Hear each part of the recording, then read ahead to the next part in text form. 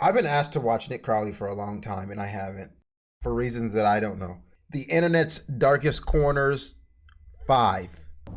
Cincinnati 911. Oh, shit.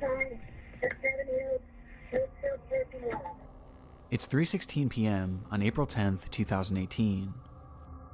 A 911 operator receives a call from 16-year-old Kyle Plush, who had just experienced a freak accident. In the minutes prior to this call, Kyle had just arrived at the Seven Hill School in Cincinnati, Ohio for a tennis match. Okay. He had been driving a 2004 Honda Odyssey, a minivan that featured 3 rows of seating, with his gear for the day's match being stored in the very back.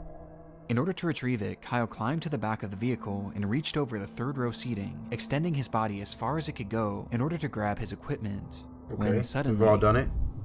the seat's folding mechanism was engaged, Oh, causing it to collapse into its storage position, taking Kyle with it. In an instant, he was... What are the odds? What are the odds? I feel like we've all done that. We've all reached over a seat to grab something in the back, and sometimes you can't catch it, so you're just, dang. storage position, taking Kyle with it. In an instant, he was pinned and completely unable to move, as he was now trapped in the car upside down, not even being able to move his arms and hands enough to grab his cell phone. Though luckily, his phone had Siri, which he would call out to call the police. Nice. Hello? Hello? Hello? Where are you? Hello? Huh? Where are you? I can't hear you. While on the phone, Kyle couldn't hear anything given how far away he was from the From the device, phone, okay. but he stated as clearly as he could that he was in dire need of help. Due to the position he was stuck in, he was Probably already couldn't struggling really to breathe, yeah. and he knew he was likely not going to survive much longer, which he made very clear to the operator. I'm in desperate need of help. Hello? I'm gonna die here. Less than 1 minute later, the call would cut out. In the recording, Kyle clearly portrayed to the operator where he was, that he couldn't hear her, and that his life was in danger, which prompted her to immediately send a patrol car over to the school in search of him. Though, inexplicably, she never told the officers that Kyle believed he was going to die. Fake ass videos? Bro, these are real things that happen, bro. What are you talking about? Where are you living at right now? This is real life, bro.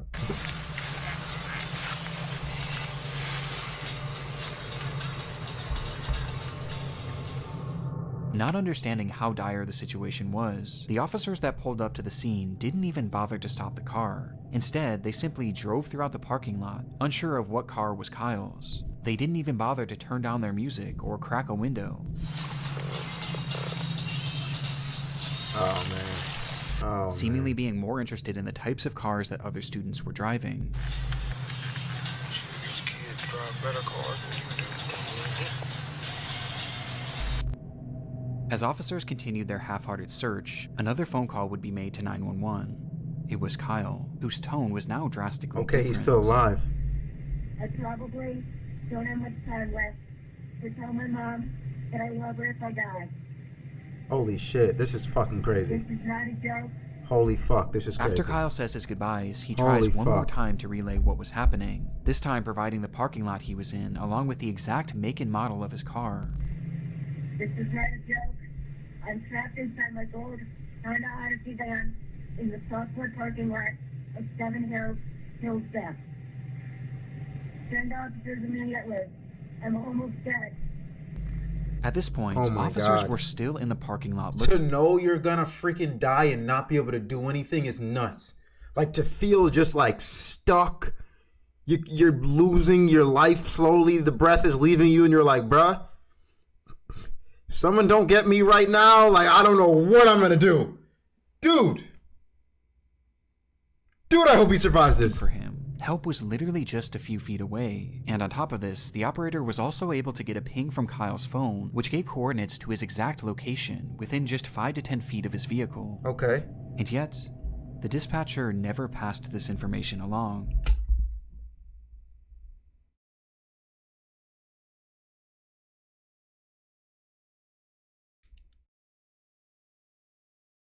Nigga, what? the fuck? What do you mean? What do you mean? Why would you not? When I click play, there better be a damn good reason they didn't pass it along. They better be. Bro said, I'm fucking you as a ghost if that was me? Wait, what the fuck do you mean by that? What the fuck? Oh, did he? Hold on, pause. And yet, the dispatcher never passed this information along. As Kyle remained on the line fighting for his life, the officers on the scene would pull out of the parking lot, close their report, and carry on with their day, stating, "I don't see nobody," which I didn't imagine I would. This is what I'm saying. He's in a car, dickhead. What the fuck you mean you don't see nobody? He literally said on the phone, I'm in a fucking car. How are you gonna see him? With this line making it apparent that those involved with the case You didn't even never look! actually believed this situation was real, and Oh instead my God. viewed it all as a hoax. It's hard though. I gotta see both sides. It's hard because you probably get so many bullshit calls as a 911 operator, right? Let me not be that guy. You probably get so many bullshit calls as a 911 operator, and you're like, dog, we're gonna go. I think this is bullshit too, because the teens have been calling us all the time. But you can check and see. Shit.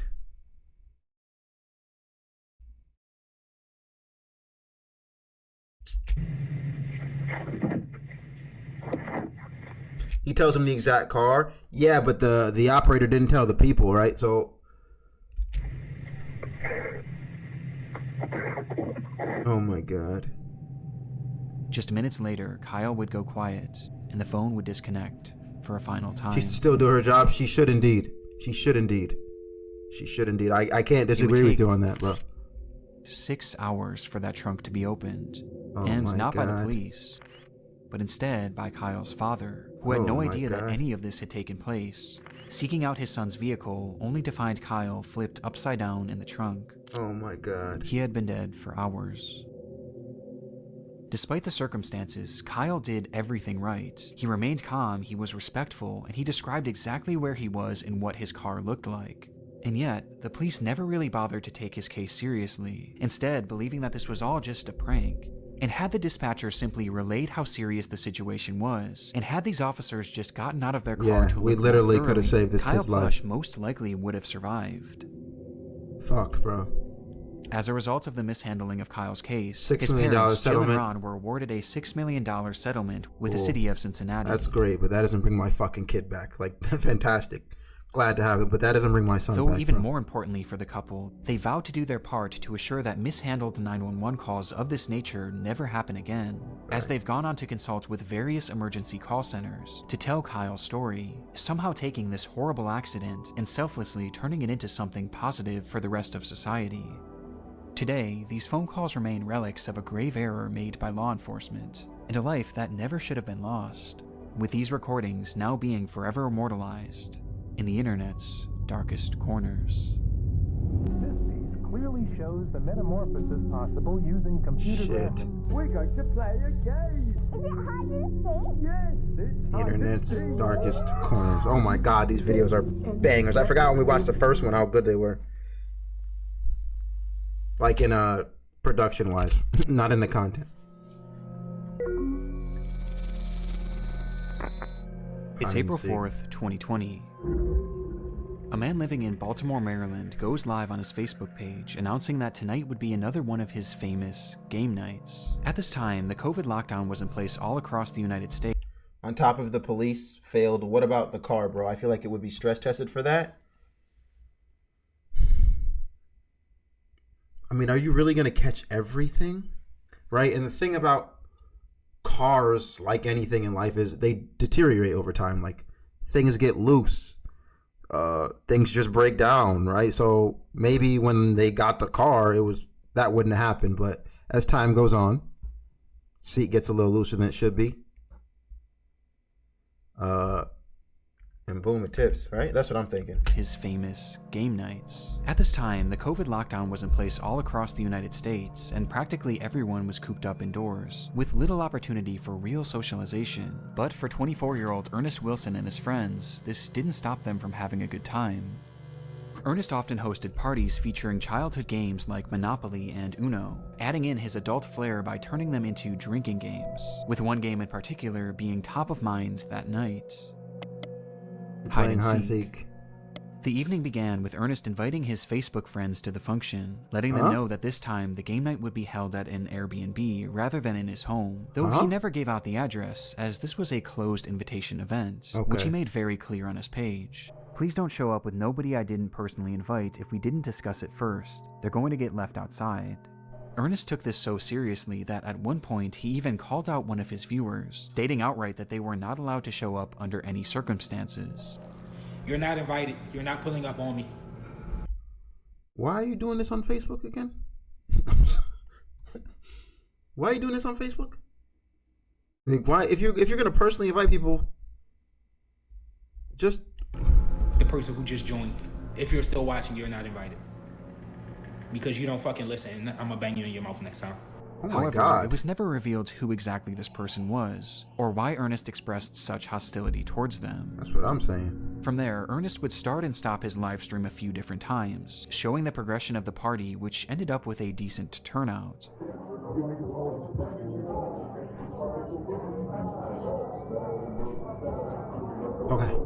Okay, we getting a little jiggy.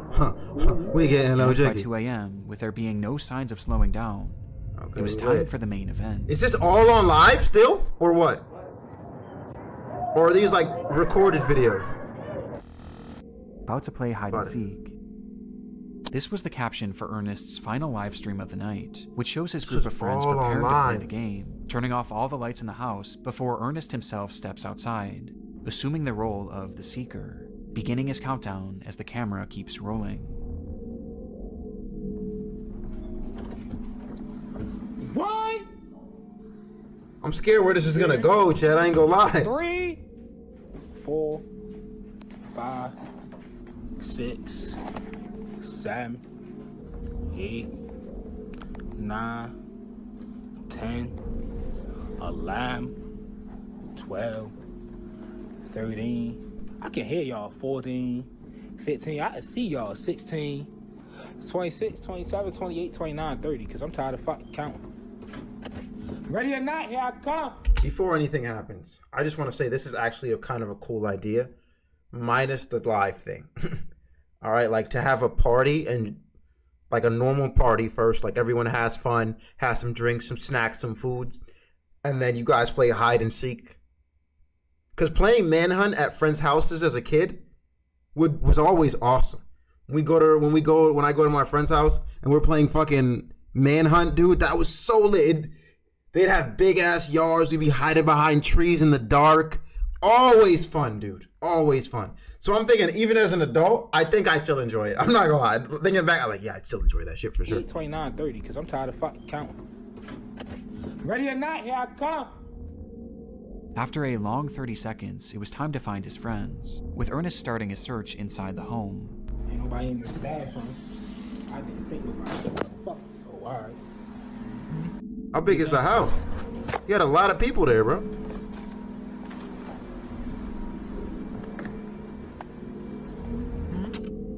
Until he notices something. Oh no. Next time they on y'all ass. Did somebody die somewhere? Ah, the front door locked, dumbass. I'm on your ass.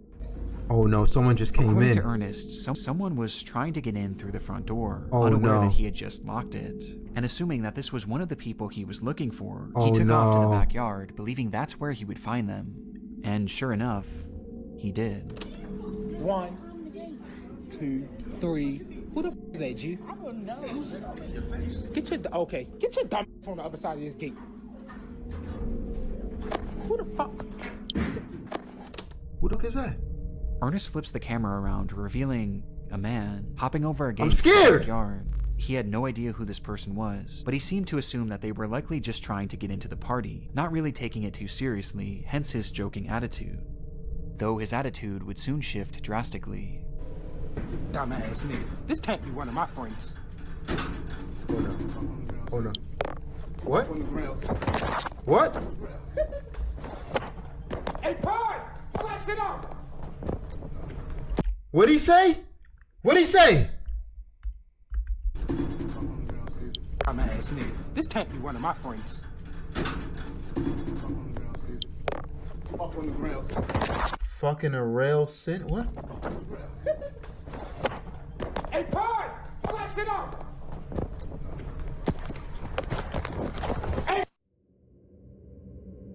In this moment, Ernest's live stream cuts off, and he would never go live again. According to those at the party, this unknown man hopped the fence and brandished a gun, stating that he was there to rob the place, being followed by one other person whom the group also failed to recognize. Ernest tried his best to run, but was eventually caught in the house, where after a few minutes, and for reasons unknown, the man seen hopping the fence fired his weapon, striking Ernest twice and ending his life. That was never a robbery, bro. You think they were there just for Ernest? That was never a robbery? The killers quickly fled the scene without harming anyone else, or seemingly without even taking anything. Yeah, bro.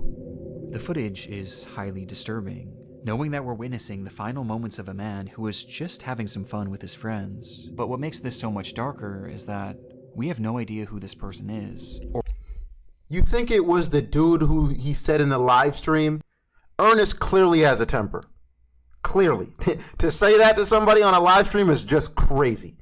But what makes this so much darker is that we have no idea who this person is, or why they did what they did. Even after 4.5 years, Ernest Wilson's killers have yet to be identified. Detectives working on the case have theorized that this was likely a robbery gone wrong, potentially spurred on by Ernest's posting habits, as to put it bluntly, he was a drug dealer, as on his Facebook page he often showed off huge amounts of his product. Alright, well this opens up a whole new bag, doesn't it? A whole new bag, you feel me? Okay. Including during a live stream he did on the very day of this party. And also on the same day, Ernest had made a post about how much cash he had on him. Like 200 ones just fell out my pocket. Guess who let the guests pick them up? Essentially putting a target on his back. 200 ones. Online, the fuck am I do with $200? Theorized that this botched how are you possibly flexing that? That entered Ernest's live stream earlier that night, which caused him to have that intense reaction.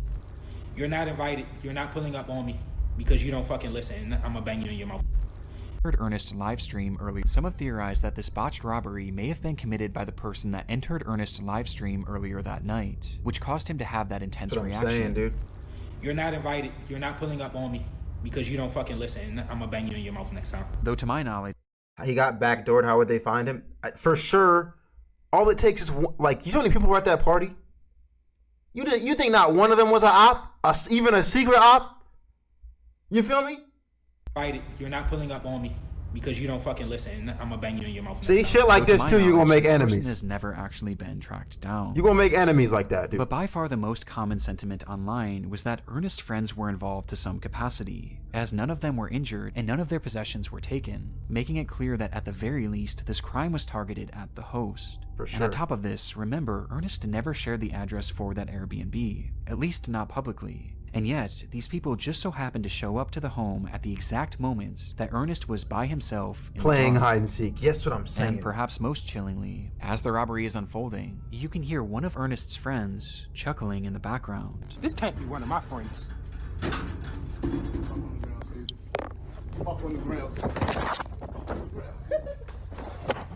Though as concerning as this is, it's sadly far from conclusive, and to this day it appears that Ernest's case is slowly being lost to time, leaving us for now with only questions. You're not about to find no killer for a drug dealer, disturbing bro. That shit is never live getting I've found. ever seen. That is nuts, though. And now these messages. Before we dive into our next case, I want to first thank today's video sponsor, Factor. I'll admit it, I have a very bad habit when it comes to ordering food. I usually don't give myself enough time off your next month of orders. That's code NickCrowley50 at factor75.com to get 50% off your first box and 20% off your next month of orders. As evidenced by the previous case and several others discussed throughout the series, live streams are often a hotbed for disturbing moments online. And when researching Ernest's final stream, I came across yet another example of just how dark things can get when the cameras go live. Naika Venant. It happened on January 22nd, 2017, when a 14-year-old girl named Naika Venant went on Facebook Live with a caption. She's a kid. I don't want to live no... Oh, man. In the stream, Naika discussed how difficult life had been. Throughout the years, she had been placed in and out of countless foster homes, where her treatment ranged from poor to straight up abusive, with this constant mistreatment leading her to just want it to be over already. And based on the title of the stream, it was clear what her intentions were going to be. As the livestream progressed, hundreds of people flooded into the video to see what exactly was going on, as word quickly spread that something horrible was about to happen, though you wouldn't know it by looking at the chat. According to many watching, those in the comments had no sympathy for the girl, as many actually mocked her, calling her names, and even commented laughing emojis, as she desperately tried to open up, with those same commenters viewing this not as a cry for help, but as a cry for attention, outright pushing her to carry on with these intentions. And tragically, she did, all while the camera remained rolling. Oh my. However, even after she followed through with this, the behavior of her chats didn't stop. Whether they assumed it was fake or just didn't care either way, the hateful barrage of insults actually got even more vile once she had obviously passed away. And this went past just words, as people who knew her actually began making parody videos of the girl, replicating the position she was dead in, all while her livestream continued running. Oh my God. It would take over an God. hour before police would finally be called and retrieve her body, with the stream being shut down by Facebook shortly before. It was an awful situation all around, but what I found most saddening about this was her final reason for doing what she did, as she stated simply that she just wanted to be with her real mother, who she loved so dearly. And this was something that seemed to be the plan all along, as her mother, Gina Alexis, claimed that she too desperately wanted to be reunited with her daughter. And following her daughter's highly publicized death, Gina actually came forward at a news conference to discuss the tragedy. Her biological mother broke down while speaking about her daughter's death. She dreamed of one day being reunited permanently. I have trusted Florida foster care people to care for my baby. Where she blamed the entire foster care system for everything that had happened, believing that they didn't do a good enough job of keeping her daughter safe, and they failed to try and reunite her with... So what happened here? Like, what I want to know, this is what I want to know. I want to know why the people were joining the chat and laughing. Has this happened multiple times? Is that what it is? Is this like she cried wolf so many times that people were just like, yeah. Widespread support for the grieving mother. However, this also caused some people to look a bit deeper into what exactly led up to this livestream, for which one piece of information was brought to light that somehow made this case even more upsetting. On the day that Naika's life came to an end, it was revealed that her mother was actually in the stream watching before and after it happened, seeing her own daughter having this mental breakdown, as well as seeing all those people in the chat mocking her, which made people feel even more sorry for Gina, as her plight was unimaginable. Though this wasn't the only revelation to come forward, as it was soon realized by the investigators looking into Naika's case that Gina had not only witnessed all of these people laughing at her daughter and egging her into ending her life, but she had also joined them as well. That just... What? You sad little DCF custody. That's why you are where you're at. For this dumb shit and more, you keep crying wolf. That's what I'm saying. Dead, you will get buried, life goes on after That's crazy. It doesn't listen to their parents, trying to be grown, That's seeking crazy. boys and girls' attention instead of her books. Oh my God. In a live stream where one of the last things Naika ever said was that she desperately wanted to be reunited with her mother, that same mother was not only watching, but actively pushing her to follow through on her plans, leaving this comment where she outright says that it doesn't matter if you live or die, life goes on. And it got even worse. Yeah, that was a crazy... The media like, also discovered that that was the wild. reason Naika had been removed from her custody to begin with was because Gina had beaten her 30 plus times with a belt when she was only 6 years old. On top of this, Gina often wild. texted Naika Even for saying that she me. wanted nothing to do with her, despite the young girl frequently reaching out and begging to be part of her life. Damn. Eventually, Gina would tell Naika's caseworker that the girl girl's is y'all's. y'all's problem. I'm done with the games. Yeah, you're just an awful person. You're actually a terrible person, bro. Fuck you. No. Fuck you and everything you live for. You're actually a terrible human being. Before sending Naika middle finger emojis when all she did was ask to see her brother. And this is all amongst other things that are far more horrendous. That Nigga, you arguing with a 14-year-old like this, dog? You're like... What are you, slow in the head? You arguing with a kid? Well, you beefing with a kid for what? Really don't want to get into. That was a beef. Oh, yet, wow. after Naika's death, Gina had the audacity to go on television in an attempt to garner sympathy for a death that she clearly contributed to, saying that all she wanted was to be the girl's mother, despite rejecting her at every turn. And honestly, this is where I thought this entire story would come to an end, until I noticed something strange when I was editing this video. Naika's Facebook page is still active. Huh? It's no longer posting anything original, but instead, the account is consistently reposting content from another page, a page run by Gina. After Naika's death, Gina seemingly seized control of the young girl's Facebook account, where she now posts her own. You're promoting yourself on your dead daughter's page? You're promoting your podcast on your dead daughter's... Let her rest! Own content, which includes her attempting to defend the fact that she gave up on Naika. Tell me what mother would accept a 13 going on 14-year-old. Shit, Brazy, I done got arrested. Phone got broke. LMO, I will be back. Dumb thoughts. In and out of detention centers, going to jail or getting arrested. So you're gonna give up on her. So you're gonna give up on her. Responding to those who blamed her for her daughter's death. People be like, you heard the rumors going around about you? And I did. But they forgot to tell you one thing. That I don't give a fuck. What's my name? My first name is Very Much. My last name is Unball. And even some posts where she's promoting her podcast, as it seems that after all this, Gina's actually trying to carve out some sort of career as an influencer, as she posts videos garner. I don't even know what to say anymore, chat. I'm sorry. Like, I'm fucking baffled. Like, I'm actually fucking baffled. What?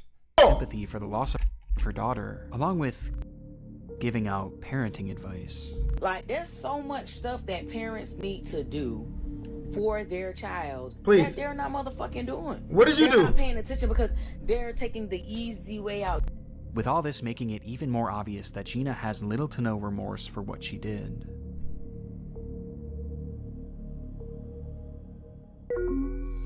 Chapter 4, Masha. That was the wildest one On the 11th ever. of June 2009, a young man named Eugene Latta took to an urban exploration forum and wrote in broken English, "Hello, I'd like to tell you about Odessa catacombs. Odessa is not far from the capital of Ukraine, Kiev. Under Odessa consists the biggest catacombs in the world. Their total length is more than 2,500 kilometers, so these catacombs are much bigger than the Paris catacombs. During World War II, a lot of citizens were hiding in the catacombs. A lot of them used to live there for a year and more, so even today it is possible to find weapons, equipment, and even dead bodies. Oh, shit. Every year a lot of explorers get lost and even die there."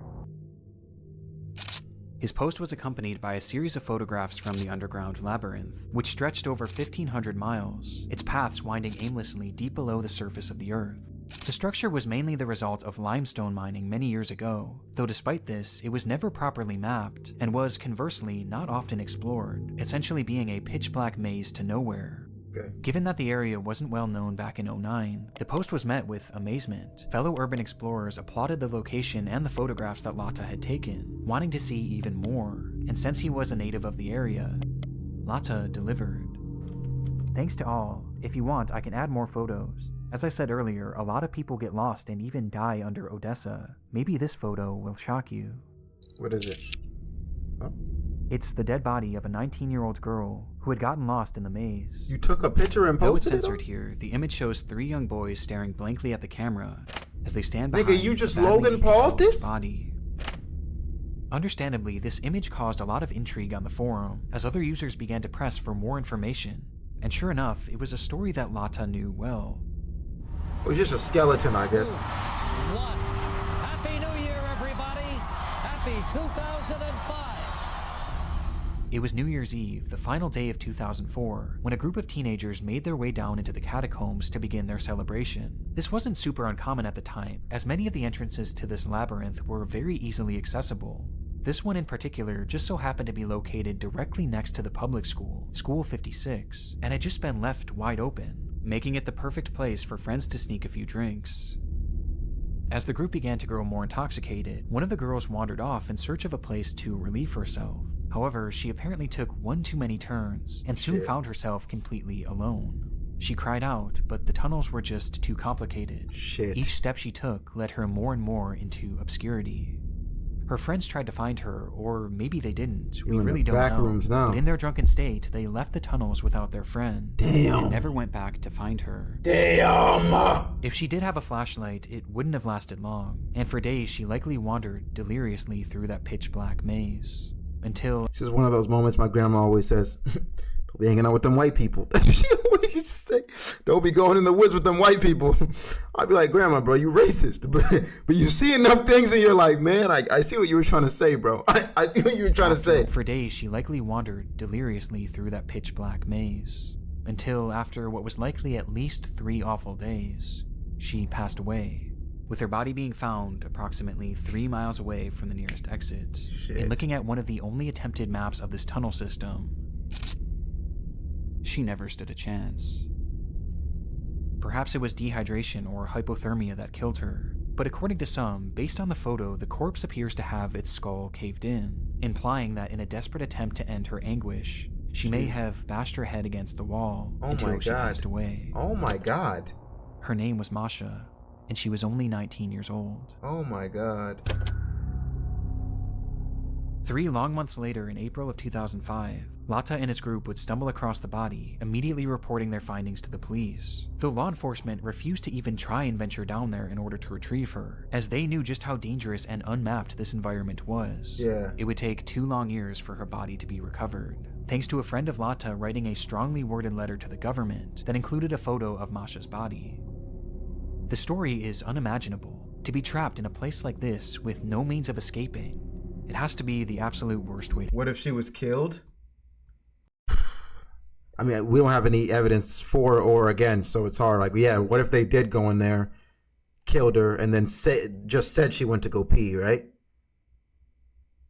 Yeah, that's a fair case. You're making a fair case. To go. And because of the gruesome nature of the story and the photograph, it spread all throughout the online world, where it became a legendary internet mystery, as even with the added context, many were still left with pressing questions. Were Masha's friends involved in some way with her death? Had they abandoned her there on purpose? And did Lata know more than he claimed? But as it turns out, there was one far more pressing question that needed to be answered. In 2015, a full decade after this photo was taken, a journalist named Mike Pearl had picked up the case with the hopes of writing a Halloween article for Vice. And in his research, he made a rather unusual discovery, as according to him, Masha seemingly didn't exist. Pearl was never able to find any verifiable proof that a girl named Masha had ever gone missing in that area. He was also not able to find any death records of anyone by that name either, or even any reports of a body being pulled from the catacombs during this time frame. What? Something just wasn't adding up, and it got stranger from here. Sometime after the photograph began making its rounds, one of the most prominent explorers of the Odessa catacombs put out a statement on his own website in regards to Masha, which read, "Besides the original photographer, there isn't one person, civilian or law enforcement, that can confirm the story. We believe it is just a practical joke and the corpse is fake." What? Following this revelation, Pearl was able to track down Lata, who was unable to recount where the body was roughly seen, or even how to get in touch with the other people shown in this photo, none of whom had ever come forward to back his testimony, which makes the credibility of Lata and his story of Masha incredibly shaky at best. However, this is where the crux of the mystery stands today. When looking at these photos, one thing is apparent to me and essentially everyone else who has seen them. The corpse shown seems very real, and matches the decay of the bodies found in similar environments, with that one prominent Odessa explorer eventually deleting his statement at some point over the years, leaving the general consensus that this is in fact a real corpse. But if the story of Masha isn't true, then who is this? Well, we have no idea. It's entirely a mystery. But the reality of the situation is that bodies being found down in these catacombs isn't totally uncommon. Over the years, many explorers have gotten lost down there and suffered the exact same fate as the story. Bro, hold on. You gave us a whole story on Masha, a whole lore about her and her friends going out there on New Year. So he made that all up? He made that all up? Mystery.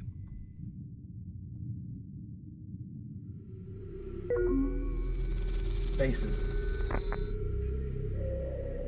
It's September 1985. A hunter trudges through the wooded terrain of Christie Creek, Montana, on the trail of something big. He had been hunting a large black bear and managed to land a single shot, causing the animal to take off, leaving behind a trail of blood. He followed this trail all throughout the remote region before stumbling across a shallow ditch, where he would find a body. Though not the body of the bear he had just shot, and rather, the body of a woman, reduced to bone. Oh no. The remains were quickly sent off for forensic analysis, though very little could be determined other than the fact that she was a young woman, and that she had been murdered, as they found 2 bullet holes in her skull. With there being essentially no other information to go off of, a special team at the FBI started creating a composite of what this woman may have looked like. This was the result. This was their first attempt at depicting Miss Jane Doe, who they would later dub Christie Crystal Creek, though it wouldn't be their last. The uncanniness of these depictions That's is what I'm undeniable. saying. Like, bro, what? And recently, I've fallen down this rabbit some hole of copy disturbing pasta. police sketches and recreations. As though these can often be very helpful and do lead to legitimately good results, there are often times where they appear almost non-human, with many examples like Christie's being shared online on the FBI's website in order to enlist the public's help in identifying these victims, with one of the more notorious examples coming decades later, in 2014. The discovery was made on June 5th of that year, when a group of highway workers were mowing grass in the town of Geneva, Wisconsin, when they noticed a pair of strange-smelling suitcases. Oh God. Inside them were 2 bodies belonging to 2 women, both in various stages of decomposition, and both appearing to have been strangled to death. One would quickly be identified as 37-year-old Laura Simonson, while the other was in much worse shape, and distinguishing her facial features proved extremely difficult. But this didn't stop them from trying. What is this? This is one of the more infamous examples out there due to just how unnatural it appears, with the face of this woman being turned into a meme and even being used in a video game. That's crazy. It's fucking, what is this, Gmod? But to me, there's one example that I've never been able to shake, as the entire story and its recreation gives me such an uneasy feeling. The discovery was made all the way back in April of 1977, when a couple in Alberta, Canada had returned to their often abandoned cabin in order to empty the septic tank, only to find a body floating inside. The body was in brutal shape and showed signs of extreme torture, as the man had been beaten, mutilated, burned with cigarettes, and even shot multiple times. And due to the condition of the body, it was impossible to identify him, though regardless, a recreation was made, and using a computer model of the man's skull, they slowly At this point, I wouldn't even try to recreate the face and try and get some. And try to get some or any blood. Yeah, you would try to get, so can you get blood still at this point though? Like, can the sample still work after so long? A recreation was made, and using a computer model of the man's skull, they slowly pieced him together.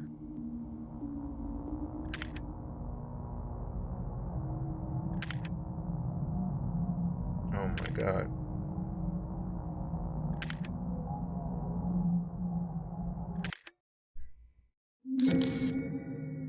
Septic Tank Sam. He would later be dubbed Septic Tank Sam. There's something so depressing about these composites, as these are real people with real stories and real names, that have been reduced to these horrifying images and tacky nicknames. But there's another side of these police sketches too, as when dealing with victims it's obviously incredibly sad, but when dealing with suspects, these off-putting identities can be outright horrifying. Over the years, there's been numerous unidentified killers who law enforcement were not able to positively identify, forcing them to turn to these same methods of sketching and recreating, with one of the darkest examples being that of the Lake Bodom killer. It was June 5th, 1960. 4 Finnish teenagers were on a camping trip to Lake Bodom, sleeping peacefully in their tent on the lakeshore, when suddenly they were attacked. It happened in an instant, as a man yielding a knife began stabbing through the tent, eventually bludgeoning the group with an unidentified blunt object. That night, 3 of the teens would be killed, while 1 managed to survive with substantial injuries. When asked about what he had seen that night, the lone survivor claimed that the man who attacked them wore all black and had large red eyes. Based on his accounts and other potential sightings, a sketch of what this man may have looked like was made, and the results were unusual at best. Jesus. with this man going on to garner Man, the this is not appropriate terrible, nickname if of I'm being Bug honest. Eyes McLip, It's due not to just terrible. how unnatural his facial features appear, especially his eyes. In fact, there's something unnatural about all of these recreations, which begs the question, did any of them actually work? Well, surprisingly, out of these 4 people, 3 have been identified. Oh, wow. Christy Crystal Creek would go on to be identified as Janet Lee Lucas, a 23-year-old who would be the last identified. Crystal Creek would go on to be identified as Janet Lee Lucas, a 23-year-old who would be the last identified victim of serial killer Wayne Nance, with this identification being the result of improved forensic genealogy. The second and most notorious example would go on to be identified as Jenny Gomez. The second and most notorious example would go on to be identified I see the teeth, as though. Jenny I see the Gomez, teeth. who had been strangled by Steven Zilich, a man dubbed the Wisconsin Suitcase Murderer. And despite this recreation appearing to look nothing like Jenny, it was actually the sole reason that she was identified, as one of her family members ended up recognizing these overpronounced cheekbones and matching them to Jenny. And then there was Septic Tank Sam, who was revealed to be Gordon Edwin Sanderson, thanks again to genetic genealogy, as a sample of his sister's DNA was eventually used to prove that this was in fact him, though it's still unknown who killed him or why. Which leaves just this final person, the killer of at least 3 people. He, unfortunately, has never been identified, and this isn't too surprising as the features of this person just seem impossible. He just looks far too strange to be real. Right? Well, even though he hasn't been positively ID'd, it doesn't mean that he hasn't been potentially photographed. Shortly after the teens were murdered, a funeral was held in their remembrance, for which a large crowd of locals were in attendance, with this photo of the crowd being snapped. Oh, and shit. Standing there in the center of it all was a man whose features Bug looked eyes. impossible. What the? This man would never be photographed again, and his connection to the case has never been officially confirmed, leaving these murders unsolved to this very day. Hold on, go back. Teens were murdered mean that he hasn't been potentially photographed. Shortly after the teens were murdered, a funeral was held in their remembrance, for which a large crowd of locals were in attendance, with this photo of the crowd being Their snapped. funeral. And standing there. He came to the funeral. Man. That was a wild one, chat.